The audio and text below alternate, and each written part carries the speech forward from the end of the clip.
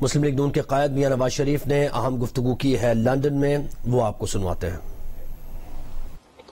کہ آج مریم اتنے عرصے کے بعد میرے ساتھ بیٹھی ہیں اور یہاں اپنے بھائیوں کو بھی آ کے ملی، حسین کو بھی ملی ہیں، حسن کو بھی ملی ہیں، اور اپنی والدہ کے انتقال کے بعد ملی۔ تب سے ان کی اپنا ملاقات بھائیوں سے نہیں ہوئی، اور میرے ساتھ بھی آج 3 سال کے بعد ملاقات ہو رہی ہے۔ تو مجھے وہ سب مناظر یاد آ رہے ہیں کہ کس طرح سے میری وائف، ان کی والدہ ڈیتھ بیڈ پہ تھیں، اور کس طرح سے ہمیں ظلم کا نشانہ بنایا جا رہا تھا۔ اور پھر وہ لوگ، میڈیا کے بھی لوگ جس میں شامل تھے، وہ بہت مذاق اڑا رہے تھے کہ جی پتہ نہیں ہسپتال ان کا ہے، جی ان کی والدہ بیمار ہے یا نہیں ہے، ڈرامہ رچایا ہوا ہے، اور بالکل ٹھیک ٹھاک ہیں وہ، لیکن یہ صرف انہوں نے ایک ڈھونگ رچایا۔ تو میں نے اس لیے ایک جملہ کہا تھا پاکستان میں جب میں تھا، کہ یہ بتانے کے لیے کہ جی آپ کی بیوی بیمار ہے تو مرنا بھی پڑتا ہے۔ تو وہ اللہ تعالیٰ کو پیاری ہو گئی۔ اب وہ بتائیں مجھے کہ وہ جواب تو دیں نا قوم کو، کہ انہوں نے یہ جملے جو کسے، وہ کیا ان کے سینے میں کوئی دل نہیں؟ میں پوچھنا چاہتا ہوں ان سے۔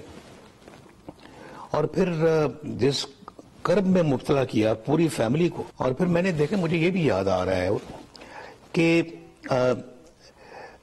میں نے جب مجھے پتہ لگا کہ 6 تاریخ کو سزا سنائی جا رہی ہے جولائی کی، غالباً 6 تاریخ تھی، تو میں نے کہا کہ ابھی میری یہاں وائف بہت بیمار ہے، ابھی وہ بے ہوش ہیں، کومے میں ہیں، ہوش نہیں ہے، جب سے میں آیا ہوں مجھ سے بات بھی نہیں ہوئی ہے، سلام بھی نہیں ہوئی، اور تقریباً 1 مہینہ ہو گیا ہے۔ تو اگر نیب کے جو جج صاحب ہیں وہ فیصلہ 6 تاریخ کو نہ سنائیں، میں 1 ہفتے کے بعد پاکستان چلا جاؤں گا، تو جو بھی انہوں نے فیصلہ سنانا وہ میری موجودگی میں سنائیں۔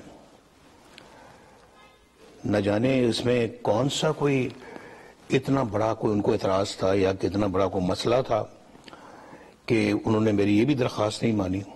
یعنی سزا سنانے کا فیصلہ 1 ہفتہ آگے بھی نہیں لے کر گئے، تو چونکہ آگے الیکشن بھی آ رہے تھے، تو مقصد یہی تھا کہ الیکشن سے پہلے نواز شریف کا فیصلہ سنایا جائے، اور نواز شریف جو ہے نا وہ فیصلہ سن کے ڈر کے پھر یہیں رہ جائے اور وہ پاکستان نہ آئے۔ میں جہاں تک ریڈ کرتا ہوں، میرا خیال ہے کہ غالباً یہی بات تھی۔ میں نے مریم کو کہا، میں نے کہا مریم سزا کا انہوں نے سنا دیا ہے، مجھے 10 سال سنا دیے، تمہیں 7 سال سنا دیے، اب پاکستان چلیں گے۔ مریم کہنے لگی کہ میری والدہ تو بیمار ہیں اور ہوش بھی نہیں آئی، ڈاکٹرز بھی کہہ رہے ہیں کہ بہت تشویشناک حالت میں ہے۔ تو میں نے کہا کہ کچھ قومی اب فرائض ہیں، ان کی بجاوری بھی بہت ضروری ہے، تو ہم اپنا جو ہے نا وہ بہت ایسی چیزیں ایسی ہوتی ہیں کہ پھر تاریخ میں اس کا جواب بعد میں نہیں دیا جا سکتا۔ تو چلتے ہیں، اللہ تعالیٰ سے دعا کرتے ہیں اللہ تعالیٰ ان کو صحت تندرستی عطا فرمائے، اور اسی لیے ہم پھر بار بار ان کو کہہ رہے تھے، ان کو جگانے کی کوشش کر رہے تھے، اپنی آواز ان تک پہنچانے کی کوشش کر رہے تھے، جس کی ویڈیوز آپ نے سنی ہوں گی، اور مریم بھی ساتھ ساتھ رو رہی تھی، ساتھ ساتھ ان کو پکار رہی تھی۔ تو وہ پورے اپنا، میری چھوٹی بیٹی بھی یہاں وہ مناظر دیکھ رہی تھی، میرا بیٹا حسین بھی اور حسن بھی وہ مناظر دیکھ رہے تھے۔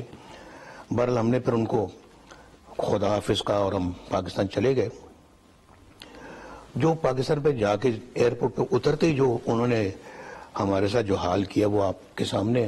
آج تو مریم ماشاءاللہ سرخرو ہو کے پاکستان سے آئی ہے، الحمدللہ اللہ تعالیٰ کے فضل و کرم سے اپنا مقدمہ جیت کر آئی ہے، اور یہ ثابت کیا ہے کہ مقدمہ جھوٹا تھا، سزا جھوٹی تھی، اور لیکن وہ علیحدہ بات ہے. دیکھیں میں اس پہ اب بات لمبی ہو جائے گی کہ دیکھیں سزا اگر جھوٹی تھی, مقدمہ جھوٹا تھا, تو پھر یہ 200, 250, 300 پیشیاں کیوں بھگتی گئیں؟ پھر یہ جیلوں میں کیوں جانا پڑا؟ پھر یہ زندگی کے قیمتی یہ 5 سال کیوں ضائع کیے گئے؟ اس کا بھی تو کوئی حساب دے نا ہمیں. اور یہ میرے کیا پوچھنے والی باتیں نہیں ہیں؟ کیا ایز اے پاکستانی میں اس بات کا حق نہیں رکھتا کہ میں یہ سوال پوچھوں؟ اور پھر وہ بھی سوال پوچھوں کہ جب مریم مجھے ملنے کے لیے آئی, ہفتے میں 1 مرتبہ آتی تھی جیل میں, کوٹ لکھپت جیل میں جیل میں تھا, کوٹ لکھپت جیل میں آئی مجھے ملنے کے لیے, تو ابھی میرے پاس بیٹھی ہوئی ہیں. پیچھے سے آگے اطلاع آئی, جیل اتھارٹیز نے اطلاع دی کہ جی نیب والے آ گئے ہیں, وہ مریم کو گرفتار کرنا چاہتے ہیں. تو مریم میری طرف دیکھنے لگی, تو نیب والوں سے پوچھا گیا کہ وہ کیوں گرفتار کرنا چاہتے ہیں, کہ وہی جو جھوٹا کیس لے آئے ہیں اور گرفتاری کے وارنٹس بھی ساتھ لے آئے ہیں. مریم کی چھوٹی بیٹی بیٹھی ہوئی تھی ساتھ, جو سب سے چھوٹی بیٹی ہے, وہ یہ منظر دیکھ کے رونا شروع ہو گئی. لیکن میرا نہیں خیال کہ نیب والوں کے دل میں کوئی رحم آیا ہوگا. انہوں نے جناب کہا جی کہ چلیں آپ ہمارے ساتھ. تو مریم مجھ سے پوچھتی ہیں کہ میں یہ آئیں تو میں اب جا رہی ہوں. تو میں نے کہا بیٹا اللہ مالک ہے, جب یہ اپنا ایک ہم اپنا حق پر ہیں تو ہمیں گھبرانے کی ضرورت نہیں ہے. میری آنکھوں کے سامنے مریم کو انہوں نے گرفتار کیا, وہ بیٹی روتی رہی, اور اس کے بعد مجھے میرے جیل کے اندر سیل میں وہ واپس لے کر چلے گئے, اور وہ بیٹی چھوٹی جو ہے وہ روتے روتے وہ اس کو گھر واپس جانا پڑا اکیلی کو. اب یہ گرفتاری جو ہے یہ صرف مجھے اذیت پہنچانے کے لیے یہ گرفتاری میری آنکھوں کے سامنے کی گئی, ورنہ کوئی اس کا جواز تھا اس طرح کی گرفتاری کا؟ جنہوں نے بھی یہ پلان کیا انہوں نے کہا ہوگا کہ جب نواز شریف بیٹھا ہوگا اور مریم جیل میں جب اس کے پاس ملنے کے لیے گئی ہوگی, وہیں پہ نواز شریف کی آنکھوں کے سامنے اس کی بیٹی کو آپ نے گرفتار کرنا ہے اور اس کو لے جانا ہے وہاں سے گرفتار کر کے.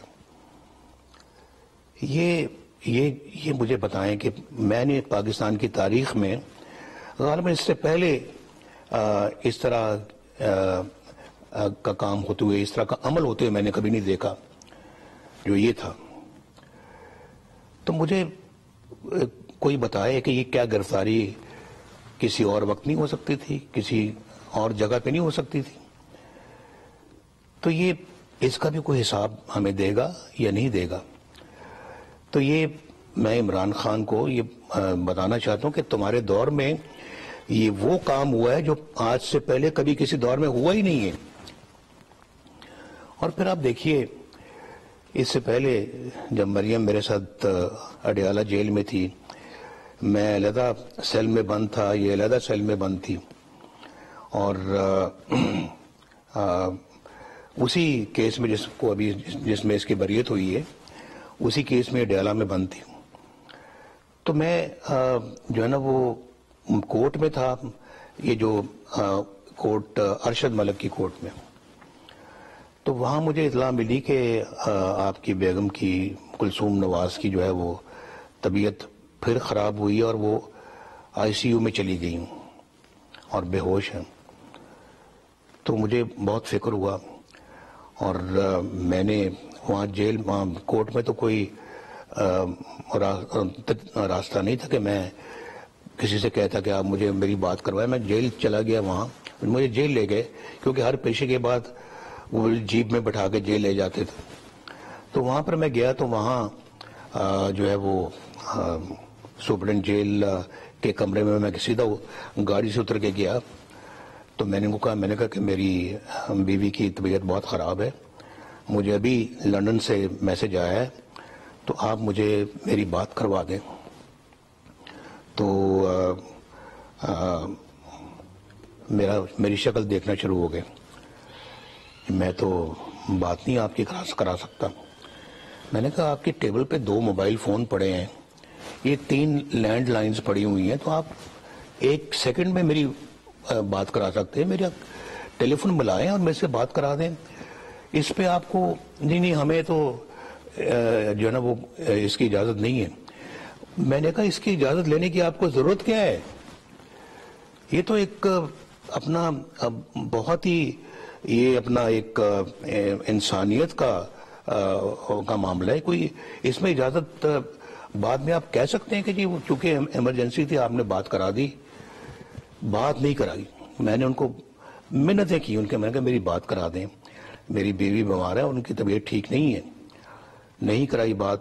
خیر مجھے وہاں سے وہ میرے سیل میں لے گئے اور 3 گھنٹے کے بعد میرے پاس آتے ہیں کہ جی ہمیں بڑا دکھ ہے جی, آپ کی بیگم فوت ہو گئی, آپ کی وائف فوت ہو گئی. تو آپ اندازہ کر سکتے ہیں کہ میرے اوپر کیا گزری ہوگی کہ میں جیل میں اپنی وائف کی موت کی خبر سن رہا ہوں, اور وہی لوگ جنہوں نے میری بات نہیں کرائی مجھے خبر دینے کے لیے آ گئے کہ آپ کی وائف فوت ہو گئی. تو مجھے کہنے لگا ماما ہم مریم کی طرف جا رہے ہیں, ان کو اطلاع کرنی ہے. میں نے کہا ہرگز نہیں, آپ مریم کو خود جا کے اطلاع نہیں دیں گے. میں جاؤں گا خود اور اس کو جا کے مریم کو اطلاع کروں گا. تو اس پہ وہ مشکل سے مانے, لیکن مان گئے. تو چونکہ ان کا جو سیل تھا وہ کچھ فاصلے پہ تھا, تو میں وہاں گیا. پھر وہاں جا کر مریم کو جب میں نے یہ بات, مجھے سمجھ نہیں آ رہی کہ مریم کو یہ بات بتاؤں گا کیسے. بہرحال کیونکہ مریم کو تو سرے سے اس کا کوئی اندازہ ہی نہیں تھا, تو جب میں نے مریم کو یہ بات بتائی تو سکتے میں آ گئی اور بہت زار و قطار رونا شروع کر دیا. تو بڑی مشکل سے میں نے مریم کو سنبھالا. تو یعنی میں نے بھی اپنی جیل میں اپنی بیوی کے بارے میں یہ ان کے مرنے کی خبر سنی, اور میں جیل میں, اور یہ بھی جیل میں اپنی والدہ کی مرنے کی خبر سن رہی ہیں. یہ پتہ سب کو تھا کہ میری بیوی بیمار ہے, ان کی والدہ بیمار ہے. اگر وہ ہمیں 10, 15, 20 دن پہلے کہتے اچھا جی یا قید سنا کے کہہ دیتے کہ جو آپ کی بیوی چونکہ بہت بیمار ہے, آپ ان کی جا کے تیمارداری کریں, ان کے پاس رہیں, ان کے پاس وقت گزاریں, آپ آئیں گے پھر ہم دوبارہ آپ جیل میں آ جائیں. لیکن یہ وقت آپ کے جیل میں رہنے کا نہیں, آپ جا کے ان کے پاس رہیں. یہ کسی کو توفیق نہیں ہوئی. ان کو یعنی کہ وہ مر گئیں اور ہمیں جیل میں یہ خبریں پہنچ رہی ہیں. تو یہ میں سمجھتا ہوں جی کہ یہ وہ واقعات ہیں جو زندگی میں کبھی بھولے نہیں جاتے. کئی نقصانات ہوتے ہیں, کئی لاسز ہوتے ہیں جو ریکوربل ہوتے ہیں, جو آج نہیں تو کل وہ اللہ تعالیٰ ان کو پورا کر دیتا ہے. لیکن کئی ایسے لاسز ہوتے ہیں زندگی کے جو ریکوربل نہیں ہوتے, جو ریٹریو نہیں کیے جا سکتے, جو ریپیئر نہیں کیے جا سکتے. یہ ان لاسز میں ایک لاس ہے جو کبھی ریپیئر نہیں ہوگا, کبھی بھولا بھی نہیں جائے گا. ابھی جو ہے نا وہ جب سے آئی ہے تو میرے ساتھ اور اپنے بھائیوں کے ساتھ اپنی ماں کی باتیں کر رہی ہیں, اور یہاں وہ بیٹھتی تھیں, یہاں وہ ہمیں یہ کہتی تھی, اس طرح سے ہم ان کو جا کے ہسپتال میں ملتے تھے. تو یہ میں سمجھتا ہوں کہ یہ سیاست اپنی جگہ پر, لیکن یہ کبھی بندے کو اس طرح سے ظلم نہیں کرنا چاہیے. اور آج وہ ظلم ایک ایک کر کے ظلم کرنے والوں کے سامنے آ رہے ہیں, اور آئندہ اور آئیں گے. سب کچھ جو کچھ انہوں نے کیا وہ ایک ایک کر کے ان کی حرکتیں قوم کے سامنے آ رہی ہیں, ایکسپوز ہو رہے ہیں. اور وہ جو شرمناک قسم کے جو فیل کیے ہیں انہوں نے, شرمناک قسم کی جو باتیں کی ہیں, جو مکر و فریب کیا ہے, جو دھوکے بازی کی ہے, سب کچھ قوم کے سامنے آ رہا ہے. ہر چیز پہ یو ٹرن، ہر چیز پہ یو ٹرن، سب قوم دیکھ رہی ہے، کر رہی ہے. میں آئی ایم ایف کے پاس نہیں جاؤں گا، جانے سے پہلے خودکشی کر لوں گا. وہ خودکشی آج تک نہیں کی. قوم دیکھ رہی تھی کب کریں گے خودکشی. میاں صاحب آپ ہمیشہ یہ بات کرتے تھے، یہ آج آپ نے بات اس کو دہرایا، لیکن ہم کیونکہ ہم نے وہ دیکھے حالات جب بیگم کلثوم نواز صاحبہ ڈسٹرکٹ کلینک میں دے علاج، آپ نے کہا جانتا ہوں کہ احتساب کے نام پہ انتقام لیا جا رہا ہے آپ سے. جے اے ٹیز بنی، جو بھی ہوا اس کیس کو ہم سب نے فالو کیا، جو ماہرین ہیں قانون ہے وہ بھی دیکھتے رہے، لیکن اب نیب وہ تمام الزامات جو ہیں وہ ثابت کرنے میں ناکام رہی اور مریم نواز کی بریت ہوتی ہے. مریم نواز کی بریت کو لے کے آپ کے حوالے سے اب یہ کہا جا رہا ہے کہ میاں نواز شریف کی رائیں ہموار ہو چکی ہیں، کیونکہ یہ ثابت ہو گیا کہ وہ الزامات جو تھے وہ ایک سیاسی انتقام پر مبنی تھے. اس حوالے سے کچھ بتائیں کہ آپ کیا سمجھتے ہیں کہ وہ جو کچھ ہوا آگے کیا ہونے جا رہا ہے؟ میرے خیال آپ نے جو سوال پوچھا ہے بالکل وہ اس کا جواب بھی اس میں آ گیا ہے، لیکن اس میں میں ایک آپ کو بات بتاؤں کہ انسان چال چلتا ہے لیکن اللہ تعالیٰ کی اپنی تدبیر ہوتی ہے. اور یہ بھی کہتا کہ یہ بھی سنا ہے آپ نے، مین پروپوزز گاڈ ڈسپوزز. تو قرآن پاک میں بھی ہے کہ انسان اپنی تدبیر کرتا ہے، اللہ کی اپنی تدبیر ہوتی ہے. تو پھر فائنل تدبیر تو اللہ کی ہوتی ہے نا جی. دیکھیں آپ مجھے بتائیں کہ جی یہ کیا اب ثاقب نثار صاحب خود اپنی زبانی کہہ گئے ہیں، انہوں نے کہا ہے، آڈیو لیک آئی ہے اور وہ آڈیو کو جھٹلا نہیں سکتے، اس کا فورنزک بھی ہو گیا ہوا اس آڈیو کا. انہوں نے کہا ہے جی کہ ہم نے نواز شریف کو اور مریم کو سزا دینی ہے اور عمران خان کو لانا ہے. اور یہ جو ہے نا وہ اس بندے نے کہا کہ ان کی تو سزا بنتی نہیں ہے. جی آپ ٹھیک کہتے ہیں مگر اب ہمیں یہ کرنا پڑے گا. یہ چیف جسٹس آف پاکستان میاں ثاقب نثار کے الفاظ ہیں جو میں آپ کو بتا رہا ہوں. اب اس سے بڑی کوئی ایویڈنس چاہیے جناب، مجھے بتائیں. اور کسی کو ایویڈنس ہو سکتی ہے؟ شوکت صدیقی صاحب نے جو باتیں کی ہیں اس سے بڑی کوئی ایویڈنس اور کسی کی ہو سکتی ہے؟ جنہوں نے یہ کہا کہ جی یہ اپنا آپ نے نواز شریف کو اور مریم کو جیل سے باہر نہیں آنے دینا اگر آپ کے پاس اپیل آئی. انہوں نے کہا جب اپیل تو تب آئے گی کہ پہلے نیب کی عدالت کا ورڈکٹ آ جائے، اس کا فیصلہ آ جائے. تو انہیں نے فیصلہ تو ہو چکا ہے، اب صرف کوانٹم کا فیصلہ ہونا ہے. کوانٹم کا لفظ استعمال کیا ہے کہ کتنے سال سزا دلوانی ہے. تو جج نے حضور سزا دی نہیں ہے، دلوائی گئی ہے. یہ اس سے زیادہ بڑا ثبوت اور کون سا ہو سکتا ہے؟ پھر یہ بھی کہا گیا کہ اگر آپ نے ایسا نہ کیا تو ہماری تو 2 سال کی محنت ضائع ہو جائے گی.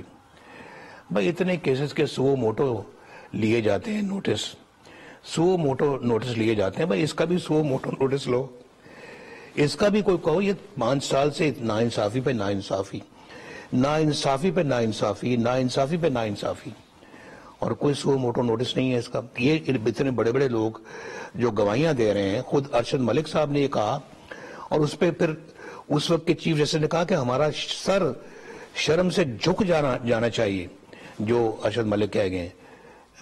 میرا کیس وہیں کا وہیں ہے. کون نہیں جانتا کہ یہ سب فیبریکیٹڈ اور فیک کیسز تھے، کوئی جس میں کوئی اپنا نہ جان ہے نہ اس میں کوئی کسی قسم کا کوئی اپنا جو ہے وہ ایویڈنس ہے. لیکن سزائیں دے دی کہ مجھے الیکشن سے بھی دور رکھا جائے اور مجھے فار لائف ڈسکوالیفائی کر دیا. اگر آج کہا جا رہا ہے، دیکھیں نا، لائف ڈسکوالیفیکیشن بھی سپریم کورٹ سے ہوئی، اور آج کہا جا رہا ہے کہ جناب یہ تو بڑا ڈرکونین قانون ہے اور بہت ہی یہ ڈرکونین فیصلہ ہے. قانون کہیں نہیں ہے، یہ ڈرکونین فیصلہ ہے اور ظلم ہے. تو پھر اس کا ازالہ. دیکھیں یہ سب باتیں قوم تک پہنچنی چاہیے. میں تو یہ کبھی میں تو اپنا دکھڑا اور رونا لوگوں تک کبھی پہنچاتا بھی نہیں ہوں. اور میں تو سمجھتا ہوں جی کہ یہ مسلسل 5 سالوں سے یہ جو نا ظلم روا ہے، اور ہمارے ساتھ جو سلوک کیا جاتا رہا ہے، اس سے بڑا ظلم اور کیا ہو سکتا ہے؟ اور دیکھیں اس وقت پاکستان جو ہے میرے بھائی، پاکستان ترقی کر رہا تھا، ترقی کی شاہراہ پہ گامزن تھا، پاکستان دنیا کی ایک ایٹمی قوت تو بن چکا تھا، اب ایک معاشی قوت بننے جا رہا تھا۔ ہاں مجھے بتائیں، ڈالر 100 روپے کا تھا جب میں پرائم منسٹر تھا، سبزی دال کی قیمتیں، گوشت کی قیمتیں اور عام روزمرہ کی استعمال کی چیزیں لوگوں کی پہنچ میں تھی بڑی آسانی کے ساتھ۔ بجلی ہم لے کے آئے اللہ کے فضل و کرم سے، لوڈ شیڈنگ کا خاتمہ کر دیا ہم نے، اور پاکستان جو ہے نا وہ موٹر ویز بن رہے ہیں، پاکستان کے اندر خوشحالی آ رہی ہے، لوگوں کو روزگار مل رہے ہیں، اور پھر ان بچوں کو ایک نیا مستقبل نظر آ رہا تھا ملک کے اندر کہ جی انشاءاللہ اب ہمیں بھی اچھا روزگار ملے گا۔ اور پاکستان کے اندر جو ہم نے یہ دہشت گردی کو ہم نے ختم کیا، پرامن ملک بنایا، لیکن آج ہم کہاں چلے گئے؟ ایک بلین ڈالر کے لیے جا کے ہم دوسرے ملکوں سے جا بھیک مانگتے رہے۔ اب مجھے بتائیں کہ یہ کون سا غیرت مند ملک جو ہے وہ یہ برداشت کر سکتا ہے؟ میں تو ایک پاکستان کو، میں تو وہ خواب دیکھ رہا تھا کہ پاکستان اللہ کے فضل و کرم سے اس خطے میں بھی اور دنیا کے اندر بھی ایک معاشی طور پہ بھی ایک مضبوط ملک بنے گا۔ ہم نے دیکھے، ہم نے ہماری خدمات ہر شعبے میں ہیں حضور، صرف اپنا جو ہے نا یہ زبانی کلامی میں باتیں نہیں کر رہا، ہم نے اپنا معاشی طور پہ بھی پاکستان کو مضبوط کیا، پاکستان کو دفاعی طور پہ بھی ہم نے مضبوط کیا، بلکہ آج الحمدللہ میں اس لفظ کو بڑے احتیاط سے منہ سے نکالتا ہوں کہ پاکستان ایک ایسی طاقت بن گیا کہ جس پہ کوئی دشمن حملہ کرنے کا تصور نہیں کر سکتی، ایٹمی پاور۔ اور اس وقت دیکھیں ہم نے دنیا کی آنکھوں میں آنکھیں ڈال کے بات کی، کسی کے پریشر میں ہم نہیں آئے۔ یہ جو کہتے ہیں جی کہ نو مور، یا کیا الفاظ کہتے ہیں، ایبسلیوٹلی ناٹ، کس بات پہ تم ایبسلیوٹلی ناٹ کہہ رہے ہو؟ تم نے کیا کیا ہے؟ ہم نے ایبسلیوٹلی ناٹ کہا نہیں، انہوں نے کہا جب دیکھا کہ ایبسلیوٹلی ناٹ پہ بھی جو ہے نا وہ بات نہیں بن رہی، نواز شریف ایبسلیوٹلی ناٹ کہہ رہا ہے، تو تشتری میں $5 بلین پیش کر دیے گئے ہمیں۔ ہم نے کہا اس پہ بھی ایبسلیوٹلی ناٹ، ہمیں نہیں چاہیے، ہم اپنی غیرت کو بیچنے والی قوم نہیں ہے، میں اپنی غیرت پہ کوئی سودا کرنے کے لیے تیار نہیں ہوں۔ پاکستان کا اپنا ضمیر ہے، پاکستان کی اپنی غیرت ہے، اس پہ کوئی کمپرومائز نہیں ہوگا، ہم نے کر دیے۔ اور پاکستان کی کامیابی کی اور کیا میں آپ کو مثالیں دے سکتا ہوں کہ ڈپلومیٹک فرنٹ پہ پاکستان نے ماشاءاللہ کامیابیاں حاصل کی، اقتصادی میدان میں کامیابیاں حاصل کی، IMF کے ساتھ پروگرام ختم بھی ہم نے کیا اور سلام کیا، جی بس تھینک یو ویری مچ، ہم اب اپنے پاؤں پہ کھڑے ہو گئے ہیں۔ عمران خان نے پھر دوبارہ جو ہے نا ہمیں بیساکھیوں پہ کھڑا کر دیا۔ مجھے ذرا بتائیں آپ، ہمارے زمانے میں کوئی مہنگائی تھی؟ بالکل نہیں۔ کس زمانے میں ہوئی؟ عمران خان کے زمانے میں۔ روزمرہ کی سبزیاں مہنگی ہو گئیں، گھی مہنگا ہو گیا، بجلی مہنگی ہو گئی، گوشت مہنگا ہو گیا، ہر چیز مہنگی ہو گئی۔ اور اس کے بعد بجلی کی دوبارہ لوڈ شیڈنگ شروع ہو گئی عمران خان کے زمانے میں، ہم نے تو ختم کی تھی، اس نے دوبارہ شروع کر دیا آ کے۔ اور اس کے بعد جو ہے وہ تعلقات خراب کر دیے ہمارے ہمسایوں سے بھی، دوسرے ممالک سے بھی، اور اپنی قوم کو دھوکے دیتا رہا یہ کہہ کے کہ ایبسولوٹلی ناٹ۔ اور میں سمجھتا ہوں کہ ہر میدان میں اللہ کے فضل و کرم سے پاکستان تیزی کے ساتھ آگے بڑھ رہا تھا، اور لوڈ شیڈنگ ہم نے ختم کی۔ دہشت گردی آپ دیکھیں، وہ زمانہ یاد کریں جب 70 لوگ لاہور جیسے شہر میں بموں سے مرتے تھے، اور پھر ہر ملک کے ہر کونے میں دہشت گردی ہو رہی تھی۔ ہم نے آ کے اس کو ختم کیا یا نہیں کیا؟ میں صرف سوال پوچھتا ہوں آپ سے، اس کا جواب مجھے چاہیے کہ ہاں ہے یا نہ ہے۔ ہر بندہ کہے گا ہاں۔ اللہ کے فضل سے پاکستان کی وہ خدمات کی ہیں جو کبھی الحمدللہ کبھی کسی نے کی ہی نہیں ہے۔ اور اس بندے نے آگے سب کچھ بگاڑ دیا، ڈالر کو خود یہ لے کے گیا ہے، اور جا کے اس بندے نے 105 روپے سے شروع کر کے، کیونکہ جب میں تھا اس وقت ڈالر 103 روپے تھا، جب یہ مجھے نکال دیا سپریم کورٹ نے، اور وہ بھی نکالا مجھے اس لیے کہ میں نے اپنے بیٹے سے تنخواہ نہیں لی۔ اب مجھے بتائیں یہ کوئی یار وزیر اعظم کو نکالنے والی کوئی یہ وجہ ہے کہ بیٹے سے تنخواہ نہیں لی، لہذا جاؤ، اور ساری زندگی کے لیے ڈسکوالیفائی، مسلم لیگ کی صدارت سے مجھے ہٹا دیا۔ یہ تو انتقام ہے، انتقام، یہ انتقام ہے میرے بھائی، یہ کوئی عدالتی فیصلہ نہیں ہے۔ اور مجھے سمجھ نہیں ہے کہ مجھ سے انتقام لیتے لیتے آج آپ نے پاکستان کا بٹھا بٹھا دیا، پاکستان کا بٹھا بٹھا دیا۔ یعنی مجھ سے تو انتقام لینا تھا لے لیتے، لیکن پاکستان سے آپ کو انتقام لینے کے لیے کس نے آپ کو یہ کہا؟ تو میں سمجھتا ہوں جی دیکھیں، ہر چیز مہنگی ہوئی ہے عمران خان کے دور میں۔ میرے دور تک عوام خوش تھے، مطمئن تھے، اور بجلی بھی ملتی تھی، گیس بھی ملتی تھی، روزمرہ کی چیزیں بھی ملتی تھی، روزگار بھی ملتا تھا، سکون بھی تھا، بچے بھی خوش تھے، بڑے بھی خوش تھے، سب لوگ جو ہے نا وہ مطمئن تھے۔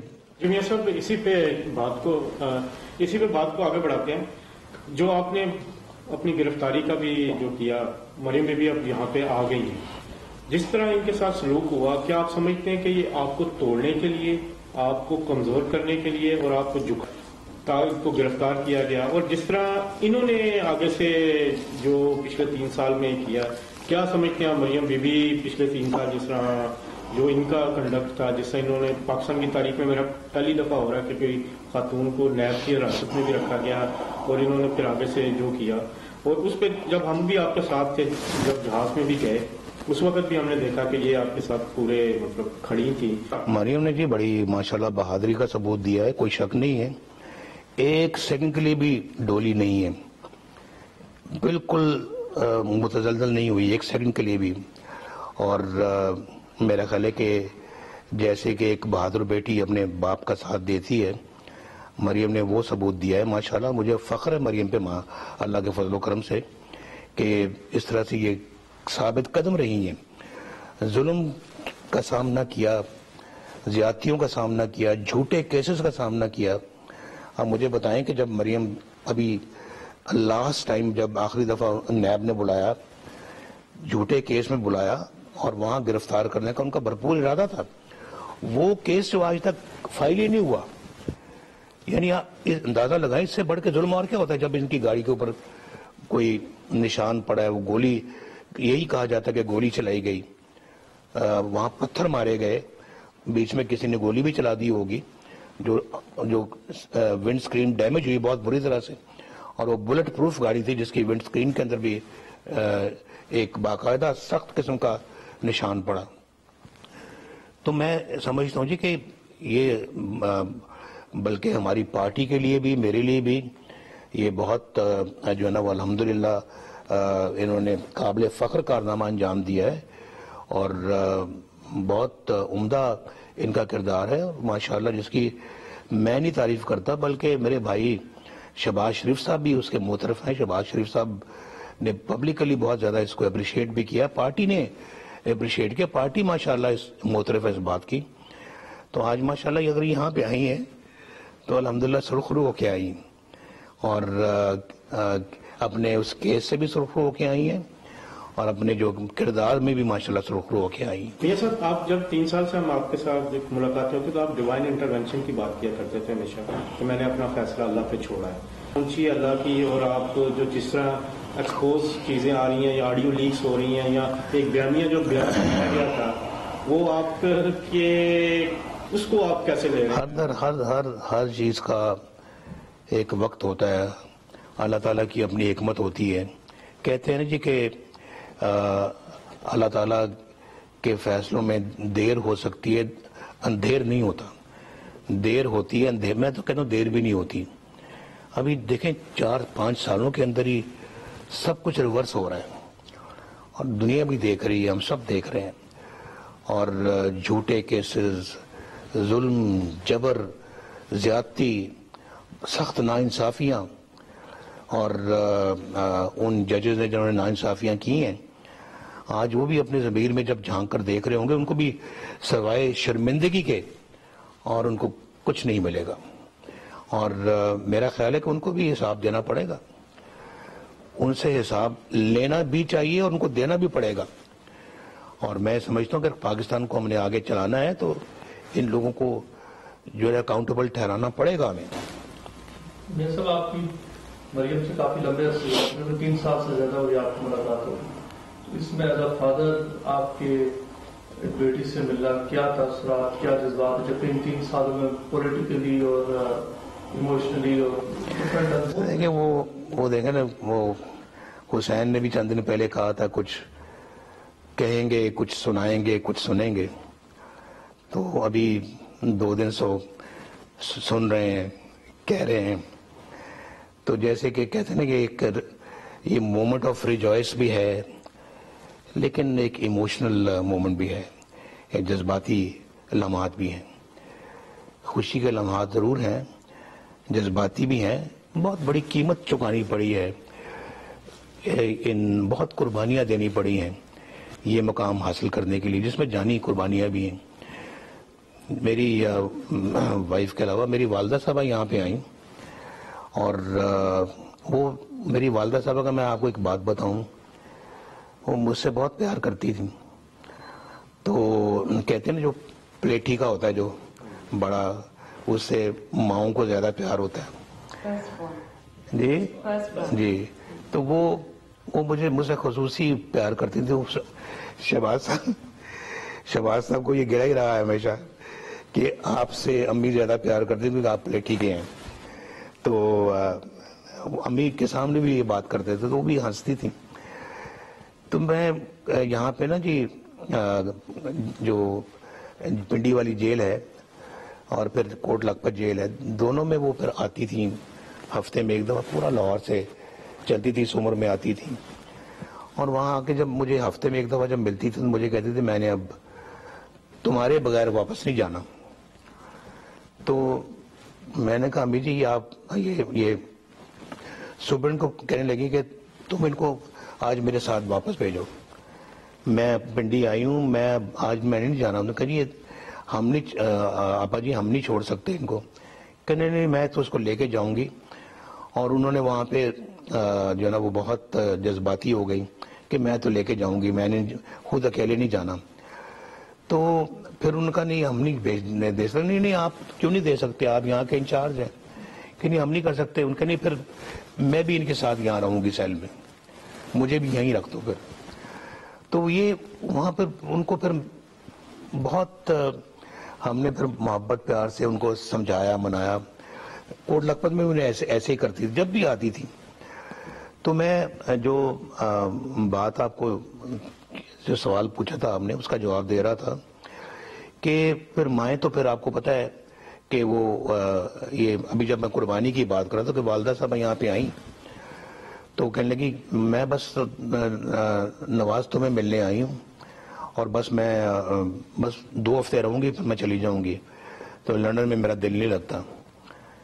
تو 2 ہفتے جب گزر گئے تو انہوں نے کہا نہیں ابھی میں ہفتہ اور رہوں گی.